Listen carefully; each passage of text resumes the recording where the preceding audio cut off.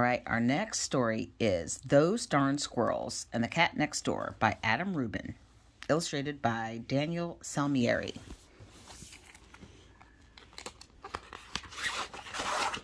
That's a big cat. That is the biggest cat. During the long, lonely winter months, the only critters left in Fookwire's backyard were squirrels. Now, not many people know this, but squirrels are the champions of the forest. They are craftier than beavers, smarter than foxes, and swifter than rabbits. They are also full of mischief. When it got too cold outside, the squirrels would drop in through Fookwire's mail slot and visit him at home. They'd warm themselves by the fire and finish the old man's crossword puzzles. When Fookwire woke up, he'd chase them out with a broom. Then he'd shake his old man fist and yell, "Those darn squirrels!" See him jumping out. Old man Fookwire thought spring would never come, but eventually the forest bloomed and the birds returned from their winter vacation. Whirlybirds chomped on tumbleberries, bongabirds snacked on honey snaps, and the flugelbird ate farfel seeds until he got so full he had to lie down. Where? I'm not sure. Fookwire danced through the yard with delight. He set up his easel and brushes. Then he painted the birds till he got blisters on his fingers. Oh, there he is lying down there, see? Tired and happy, the old man went in for a quiet afternoon snack. Look, he fell down from that. Yep. Suddenly, kaboom! Old man Fookwire spilled cottage cheese all over his suspenders. Kablam! The flugelbird fell out of his nest. Kablooey! The squirrels had to restart their annual chess tournament. The noise was coming from the house across the stream. It was the sound of a small woman unloading enormous crates and moving in. Fookwire's new neighbor was little old Lady Who, the town baker. The only thing sweeter than the pies Who baked was the little old lady herself. Everyone in town loved her, but no one could stand her cat Muffins. He was a real jerk. What's a jerk? Not nice. Who didn't see things that way? She thought Muffins was a cuddly honey bunny. But after the infamous poodle incident, she decided to move to the forest so her cat could make some new friends. Obviously, there's an incident. Muffins does not look like a nice cat.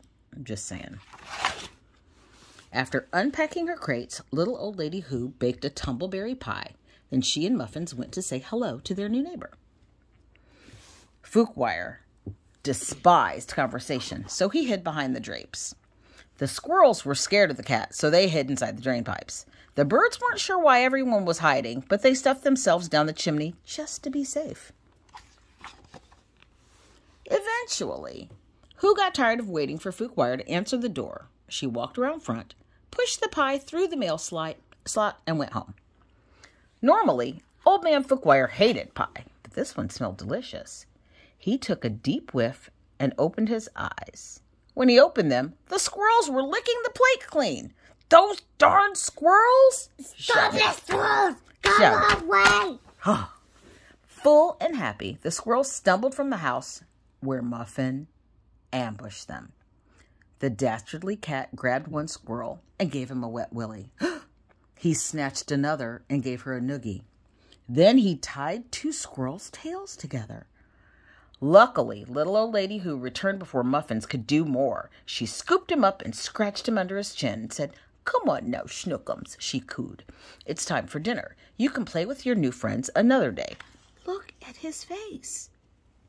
The squirrels, not happy. Muffins, super mean. The next morning, Muffins burst into the yard, terrifying the birds and interrupting Old Man Fookwire's painting.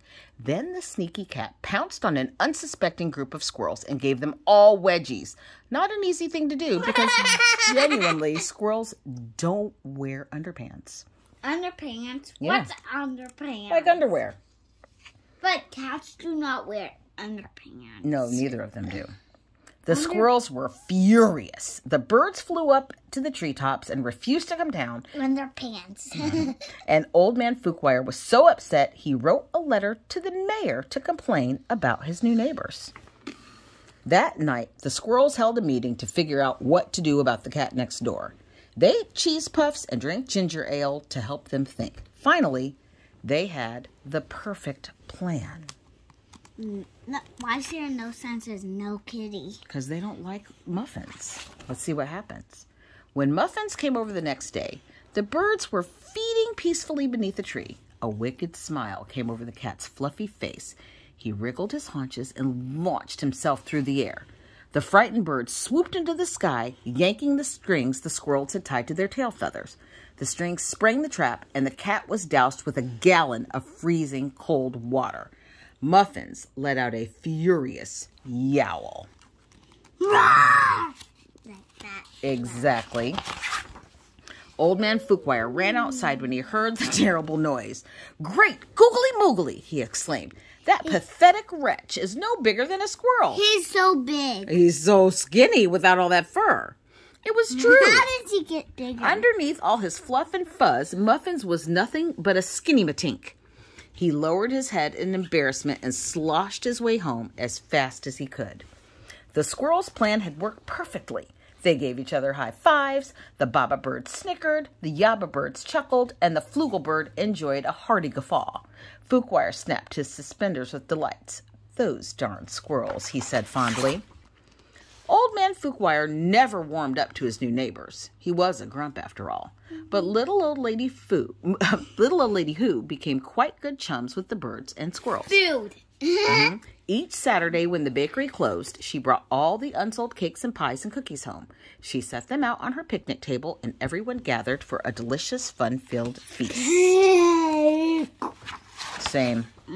Everyone except the cat next door, who refused to leave the house ever again.